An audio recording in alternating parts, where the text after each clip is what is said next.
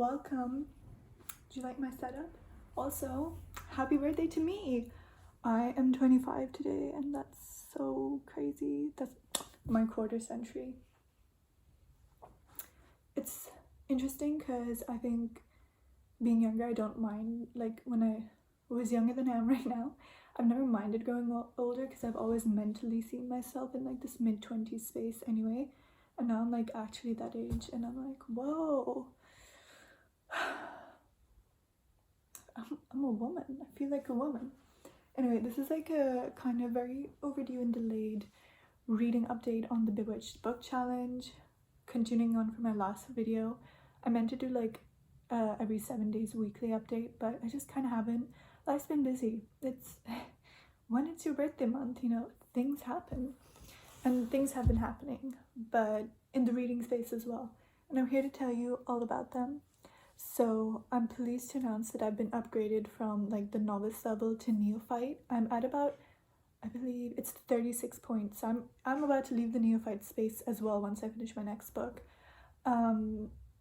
So I'm just here to tell you about the updates to the spells. Look at my reading journal. I've only done the titles with pencil. I haven't bothered to do anything properly in it yet. It's a slow process, okay? I'm a busy girl, but I just wanted to talk to you about the books I've been reading, the updates to the challenge, and also have a tiny little bit of a haul, some new books I've gotten recently. So firstly, I finished all 3 prompts in the Draught of Dreams challenge, and then obviously I get +5 for completing all of those. So the books I did were The Tainted Cup by Robert Jackson Bennett, for a book with a potion, poison, or elixir in the story. Not going to go into detail in this because I mentioned it in the last video and also in my September wrap up, but yeah, I finished it towards the end, like the last week of September, so I'm still including it in the challenge because it like does actually work really well. Yeah, there's basically, it's a murder mystery, and as you can expect, there's poison in it, which is why I've included it for this prompt. A book with stars on the cover. I chose Thorn Season by Kira Azar, it's kind of like a romantasy novel based at a court, and our main protagonist, even though she's kind of part of the noble houses and like the noble families, not kind of, she has a specter, basically the magic in this world that is outlawed and people are hunted down for it. So she's been basically hiding that all her life, but now she's got caught up in this game of court puzzles and intrigue.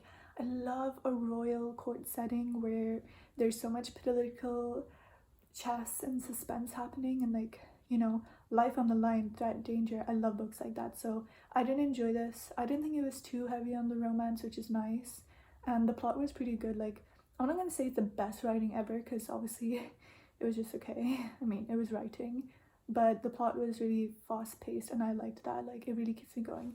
But I'm also someone who loves plot-based books, so even if the writing isn't like amazing, beautiful, I will keep reading a book if I'm really hooked in by the plot. But yeah, that's a synopsis. I did use this and the book before that I mentioned for other prompts, so they'll come up again. But I used that with a book with the stars on the cover prompt, and I have to say, like, I saw it in the store. Why is the UK cover edition so ugly compared to the beautiful pastel, pretty pink, powder pink cover that they have for the US? Like, that's really what caught my eye when I saw it in Goodreads. I was like, ooh, what a lovely pretty cover, and it's so pink. It's got a giant star in the front with a rose in the middle. Yeah, I mean, it's not that the UK cover is bad, but like, it is compared to the US one. Like, it's just not that nice. And then the last prompt that I had a book for was a book that feels surreal, dreamlike, or whimsical. It's what I mentioned in our last update, which is The Demon Lover by Shirley Jackson, which is a collection. The one I read was the Penguin Archives new collections that they're doing. So it's a couple of short stories from Shirley Jackson. And then the next one that I actually have 2 prompts filled out for was The Familiar's Blessing spell, which is to forge an unbreakable companion bond between witch and creature. The books I chose for that, so the prompts are a book featuring a loyal companion, I read The Paper Menagerie by Ken Liu. This is a short story. It's rooted in, I would say, identity, immigration, familial ties, and magical realism. Basically, in the story, our protagonist is a child of a white father and a Chinese/Hong Kongese mother who was kind of like a mail order bride. Yeah, she was a mail order bride. And they're very close when they're young. His mom's like amazing at origami and kind of breathes life into the origami animals that she makes for her son, and he plays with them all day and stuff, and he has so much fun. But as he starts growing up, he starts having troubles with his mixed race identity, especially with the fact that his mother does not speak English. He gets embarrassed by it, gets embarrassed by the food he's taking to school. Over time, like finds out that she's a mail order bride and just treats his mom pretty shit. Then, as you can imagine, like faces the grief when she passes away and actually reads, you know, kind of reflects on all those memories and her words and her last letter to him. So it was pretty heavy, like I'm not gonna lie. He was so awfully mean to his mother, but it was a very poignant tale that makes you reflect on how you're interacting with your family based on who you think you are, and how I just think we can be kinder we can be kinder to our parents. Like, yeah, I don't know. Obviously, we all have different relationships, but I was just like, wow. God forbid I ever act that way with my mom. And then the next prompt that I read a book for was a book with an animal on the cover or in the title. For that, I read Pine by Francine Toon, which is kind of a suspense thriller-y type of novel that came out a couple of years ago to like a lot of buzz in the UK. It's set in like I think north of Scotland in a town just outside of Inverness, and it opens through the eyes of 10-11-year-old Lauren, who lives with her father, not in the nicest like house. It's a bit run down. The whole village honestly seems a bit run down. And it's about sort of that community. It's very, very much rooted in Gaelic and Scottish culture and heritage. And basically her mom went missing, and it's an open case, never been solved. But her mom was also kind of this witchy woman. So Lauren has all of her possessions around her, and it's like, you know, plays with her mom's crystals, her mom's tarot cards, reads her little journal of like spell book and everything. And she's also like, you know, that's kind of how she holds on to her mom. And just strange things happen, like in the first chapter when she's out trick-or-treating for Halloween. On the way back, her and her dad are driving home, and a woman appears just in the middle of the road, and her dad like falls into haze, and basically everyone who sees this woman does fall into haze and then kind of forgets her afterwards, except for Lauren.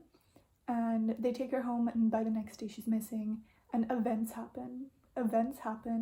I do feel like the ending was a little bit abrupt, for which I would, you know, I think the last chapter definitely could have had some more stuff going on. I didn't like the huge reveal and then just, oh yeah, we're back to normal, this is how we moved on thing.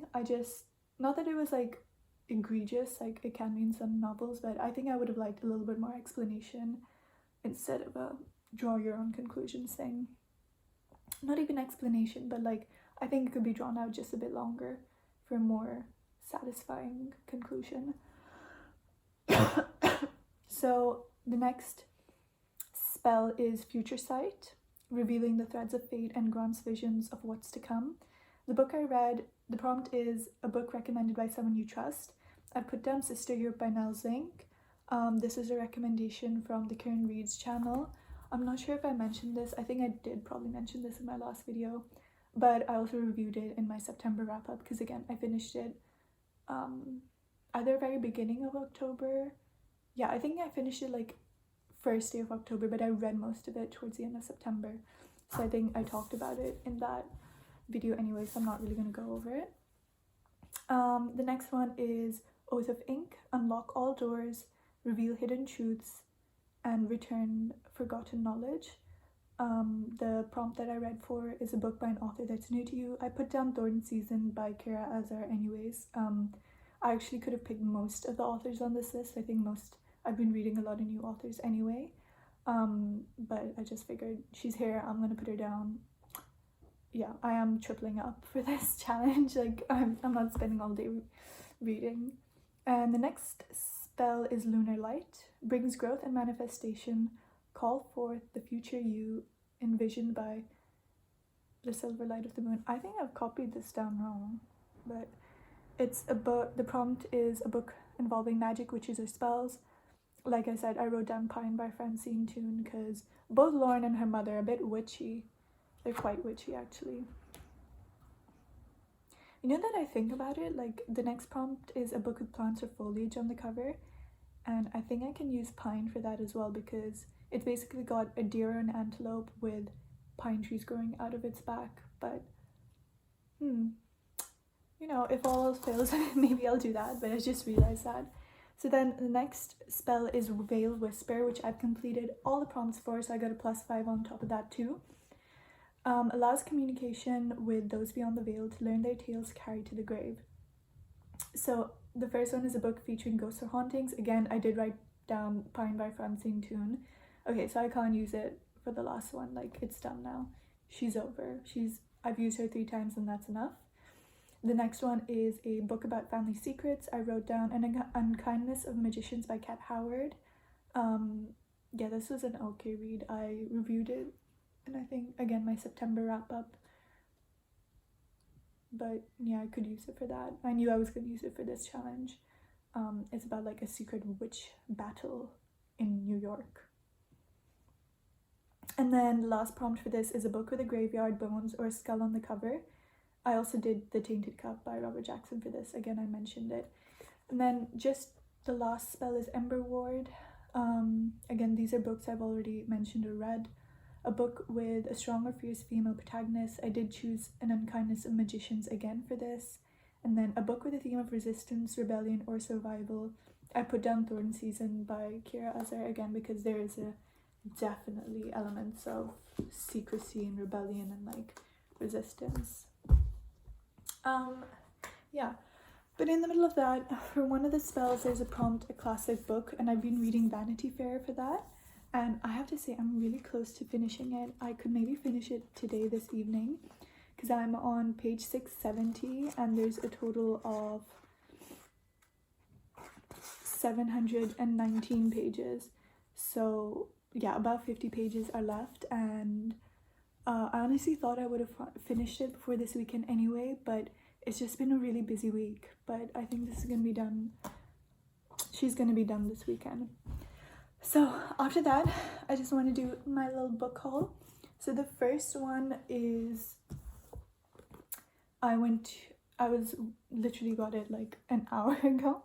I went for like brunch with my family and we were walking back from the square and they had a little like community library box, which I love because I like, if I read a book and I don't like it, I will just give it away. And I've been putting it on the bookshelf at work in my office, but I think now that I know this one's so nearby, I'll start putting my like books to give away there as well.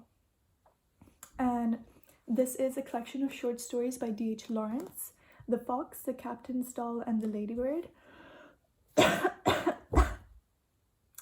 I don't talk this much this often, my throat's kind of dry. Okay, I took a quick sip of water. My phone's propped up against my water bottle, so if the angle changed, that's why. I really like that this is a Penguin Blue Spine, but it's the old one with this thing. And I like this one way better because I think the page quality is so much nicer. I think the new like modern classic Penguin Blue Spines, I think their pages are just way too thin and I don't really like the font. I mean, the font in this one is also a bit small, but I like that it's like a nice thick yellow page. I also just love the vibe of used books. It just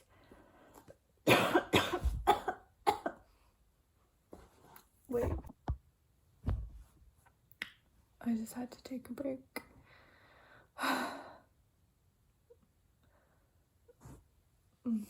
Anyways, I think they're just a better reading experience, older books, even used ones, because they've already been battered around a bit. I don't mind picking them up. Sometimes it's a bit daunting to have like a fresh brand new book, although I will say I like always flip through a book before I pick it up if it's used. because I don't agree with this whole underlining, annotating epidemic that I've seen on social media these days. Like, it's not in my nature to ruin a book like that because I'm always giving them away. Yeah, the only time I've ever written in my books is like my plays and poetry anthologies, if I was doing like studying for class or something. So I just don't like doing it with my novels.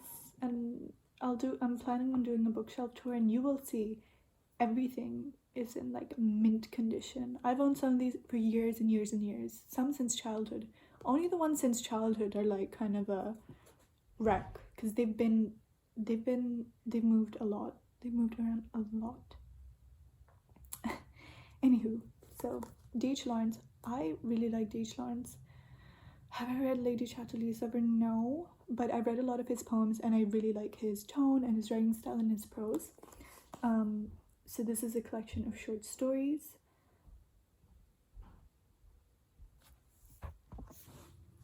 Someone was in the kitchen and I got scared. Anywho, I'll just read the back now. The struggle of men and women towards a mutual understanding binds together these 3 short novels set during and after the First World War. The fox in the title story is both man and animal, whose cunning desires disrupt the solitude of 2 women on their failing farm. In The Captain's Doll, the complex relationship between a Scottish soldier in occupied Germany and the woman for whom he feels an uneasy fascination is explored, while The Ladybird charts the influence of a wounded prisoner of war upon the wife of an English officer. His gradual recovery brings her painful self-knowledge.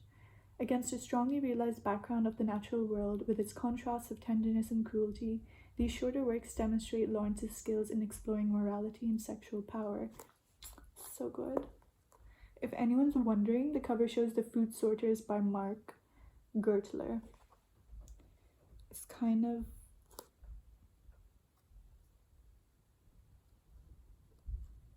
a fascinating cover. Yeah. I just like the sound of it. I've really gone into short stories this year. I think I used to find them really hard to read, and now I'm like, hell yeah. The next one I have is The Valley of the Dolls by Jacqueline Susan, and this is a beautiful Virago Modern Classics edition. I mean, look at that, the pills, that color contrast. It was jumping out from me in the bookstore. So yeah, I went, okay, these 3 are from a shopping trip this week. I went with my friend. Again, we went to watch a play for my birthday, and we popped into the bookshop just before it started. And yeah, I've wanted to read The Valley of the Dolls for a really long time, and I was like, oh my god, a sign, because it's so gorgeous. I also love Virago because if you don't know, Virago is a publishing house that really focuses on publishing women and female writers, and they champion a lot of their works. So many collections, short stories, anthologies, competitions. So Virago is really, really good for that. But if you don't know about The Valley of the Dolls, it's kind of a cult classic book. And the dolls means pills. So for Anne, Neely, and Jennifer, it doesn't matter which doll it is as long as the pill bottle is within reach. These 3 starlets become best friends when they are young and in New York, struggling to make their names in the entertainment industry. Only when they reach the peak of their careers do they find there's nowhere left to go but down to the Valley of the Dolls. I just think this is gonna be great. I mean, it's a nice floppy book, but the pages are a bit thin, which I don't like. But it's okay. Publishing these days is kind of cheap.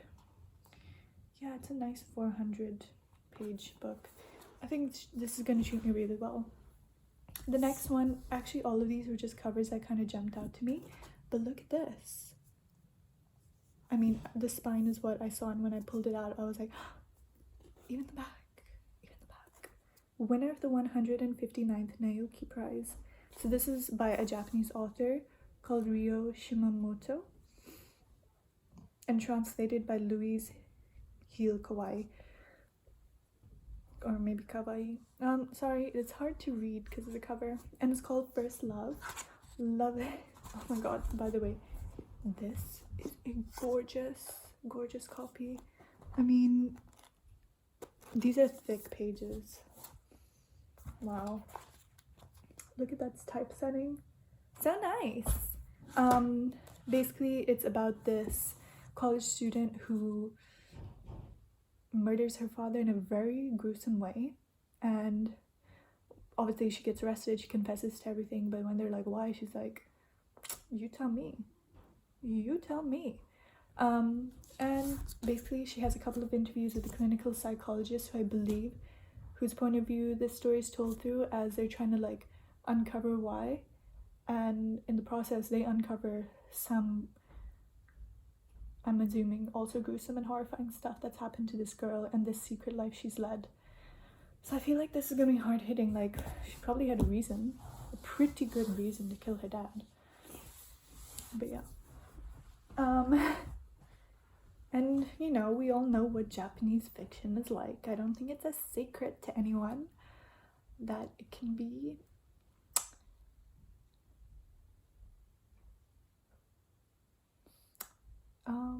there's no words for it. It can be pretty dark. Yeah, that's what I'm gonna use.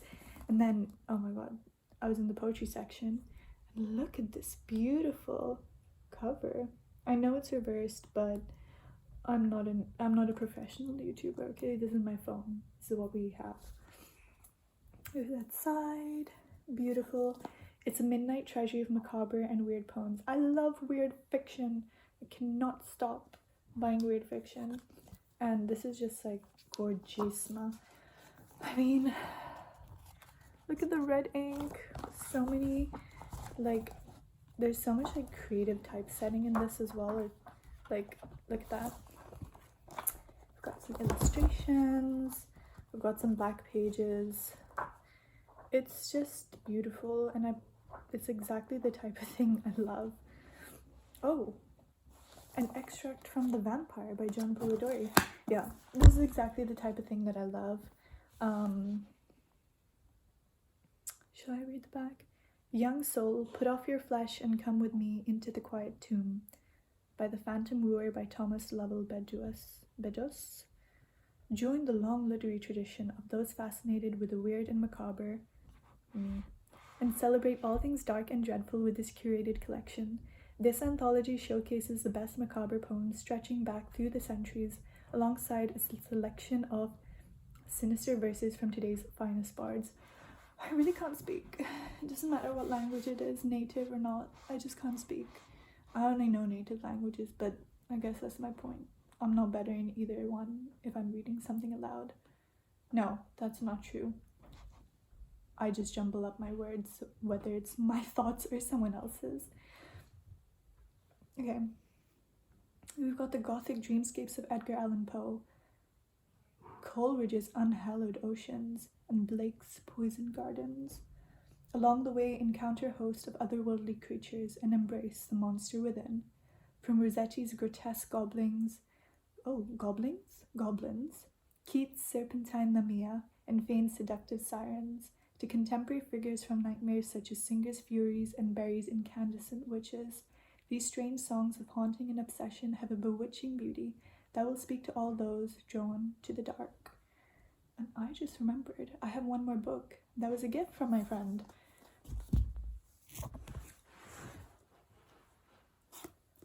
This is a British Library Tales of the Weird collection. They have so many of these, and I have to say any British Library edition is worth purchasing, because this was £10.99, which I think is a great price for a book. Sorry, sometimes when I see the Canadian prices on the back of books, I'm like, what is happening over there? How are you guys buying so many books? But like, the page quality is great, and the printing, this font that they're using, wow. Not only is it easy to read and stuff, it just fits the vibe of these weird stories so well. Anyway, I have The Tiger Skin and Other Tales of the Uneasy by Violet Hunt, edited by Melissa Edmondson. I don't know if you can see this nice little ghost on the staircase on the cover. A headless coachman drives his carriage of lost souls towards a violent fate. A mother's obsession with eugenics spirals into cruel madness. An adulterous pair are plagued by the suspicion that their dog means to expose their darkest secrets.